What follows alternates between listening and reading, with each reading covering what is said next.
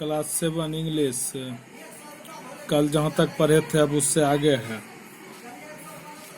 He also accuse Khalil of taking undue advantage of his position.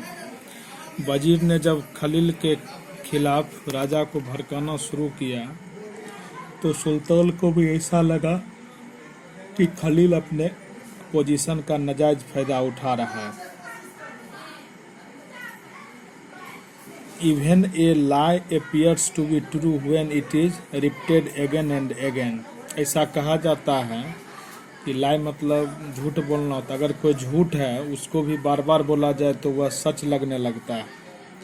Initially the Sultan did not heed to such opinion. शुरू में सुल्तान जो है खलील के विरोध में जो भी विचार आता था उस पर उतना ध्यान नहीं देता था। But when such accusations became the usual norm, he grew suspicious. लेकिन जब खलील के बारे में बराबर कुछ न कुछ मतलब शिकायत आने लगा तो राजा भी जो है सस्पिशियस हो गया। मतलब राजा को संदेह होने लगा कि नहीं, लगता है वास्तव में खलील में कोई गड़बड़ी है। The Wazir exploited this situation and turned the Sultan completely against Khalil. वजीर ने इस स्थिति को और भी ज़्यादा मतलब विभत्स बना दिया।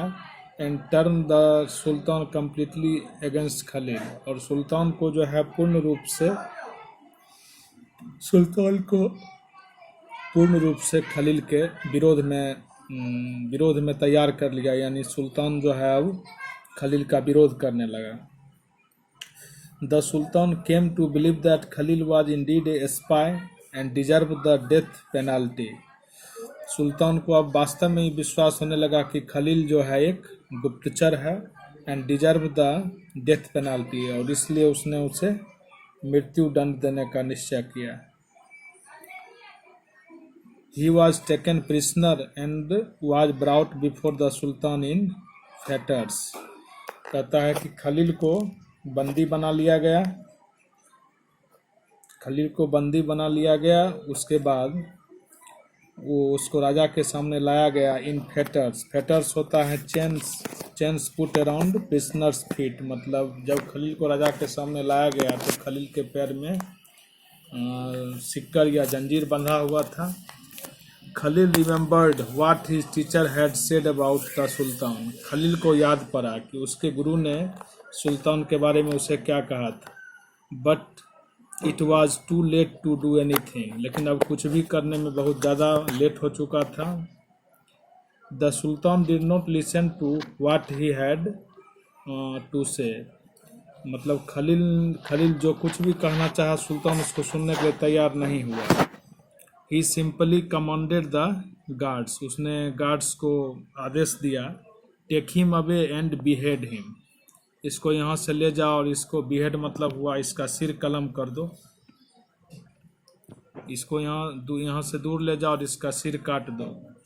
Before that, O medicine man, do you have any last wish? जब राजा ने अपने सुरक्षा कर्मियों को ऐसा आदेश दिया तो उसने खलील से पूछा कि ओ वैद्य, क्या तुम्हारी कोई अंतिम इच्छा भी है? Sir, I do have a wish. तब खलील ने कहा कि हाँ महाशय, मेरी एक इच्छा है। Speak it and it should be the one which I can fulfil just now. कहता है उसको बोलो, and it should be the one which I can fulfil, और एक ही इच्छा बताओगे और मैं उसको तुरंत पूरा करूँगा। For you have to die soon. For you have to die soon. क्योंकि अब तुम बहुत जल्द मरने वाले हो। The Sultan commanded. सुल्तान ने आदेश दिया। Sir, I have been your faithful servant. तब खलील ने कहा कि महाशय, मैं आपका एक विश्वासी नौकर हूँ। I have served you earnestly all these days. मैंने एकदम ईमानदारी से मतलब जितना दिन भी आपके पास रहा मैंने ईमानदारी से आपकी सेवा की।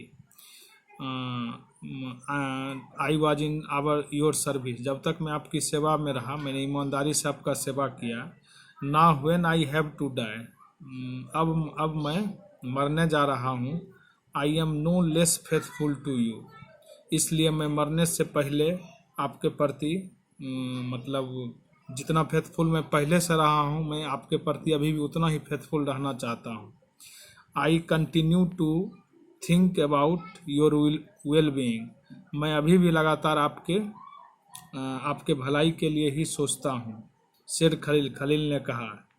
ही took a deep breath and continued, फिर उसने एक लंबा सांस लिया और कहना शुरू किया।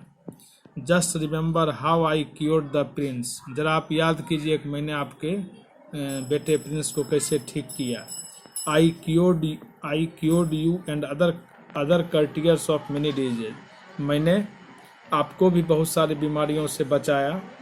एंड अदर कर्टियर्स मतलब दरबारी होता है, और जो दूसरे दरबारी हैं उन्हें भी बहुत सारी बीमारियों से बचाया।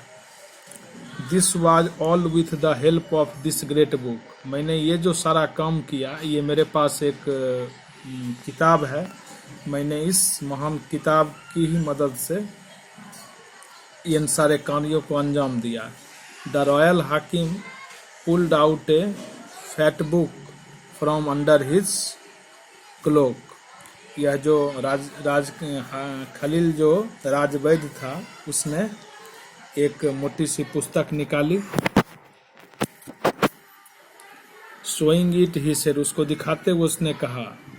When ever I have to treat a person I just refer this book and it tells me what medicine to give, जब भी मैंने किसी का इलाज किया तो मैंने इस बुक को देखा, और इस बुक में जैसे उसका इलाज बताया गया था, मैंने उसका इलाज किया और वह ठीक हुआ।